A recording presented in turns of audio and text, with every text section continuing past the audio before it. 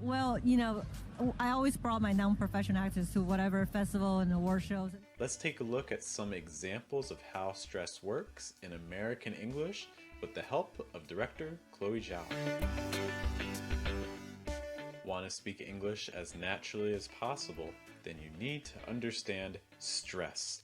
Hey guys, this is Jeff with Fluent American again. Now if you're not familiar with what stress is, you can check out some of our other videos on the topic. But some quick highlights: stress is going to be on words that you want to emphasize. English is a stress-timed language, which means that every sentence is going to have stress somewhere.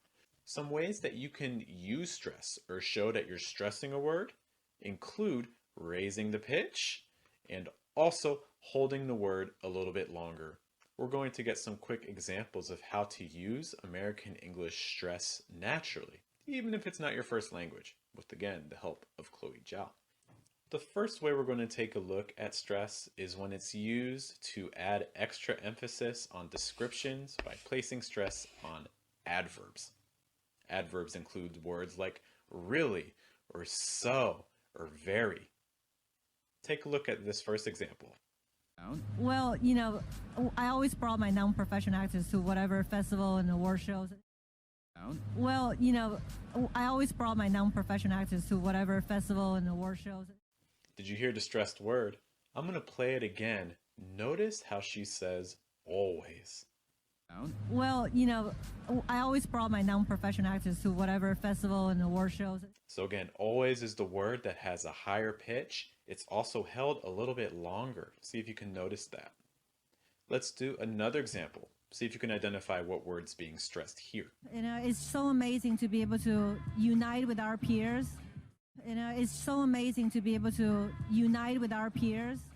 Let's play that again, and I want you to pay attention to the word so. It's so amazing to be able to unite with our peers. Once again, it's the case of an adverb receiving stress, raising the pitch on it, and holding it slightly longer. In case you listen to this and you're still like, I don't know if I'm hearing the stress, listen to this comparison.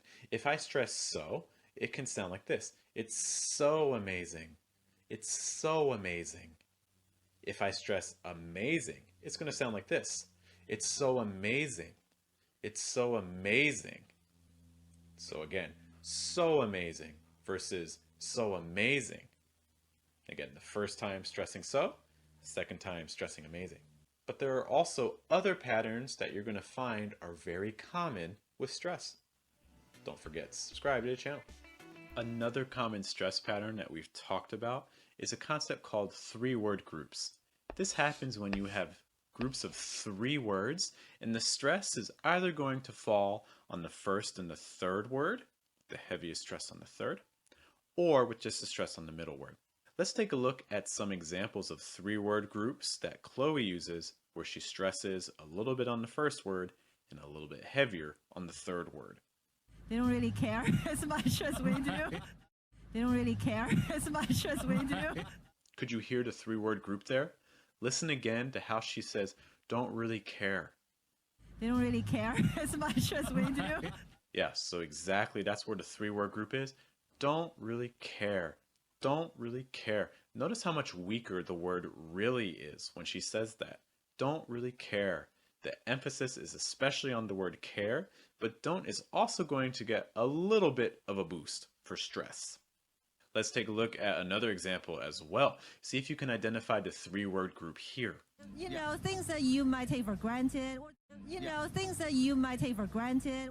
By the way, guys, if you want feedback on how you're using stress or how you're pronouncing words every single day, you should be in our Telegram group. That's all we do every day, a little bit of practice. Find out more information at patreon.com/fluentamerican. Could you hear the 3-word group there? Take a listen again to this expression. Take for granted. Things that you might take for granted. Things that you might take for granted. Yeah, so exactly right there. Take for granted.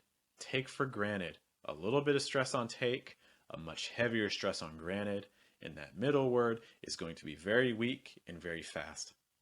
One of the most common stress patterns, though, in English is going to be stressing the last major content word of a clause or a thought group.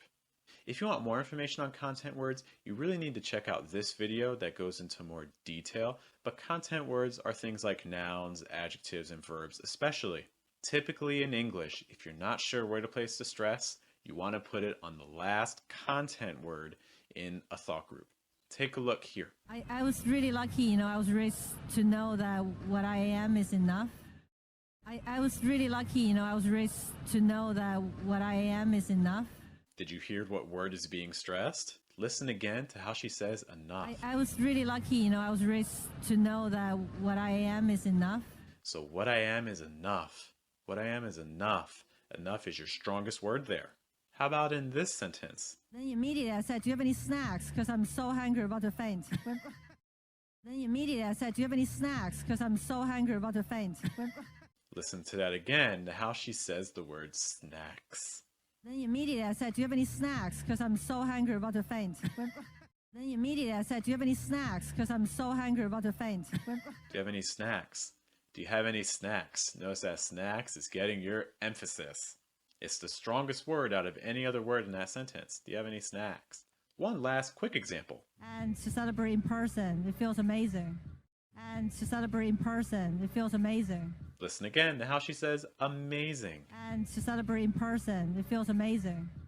And to celebrate in person, it feels amazing. It feels amazing.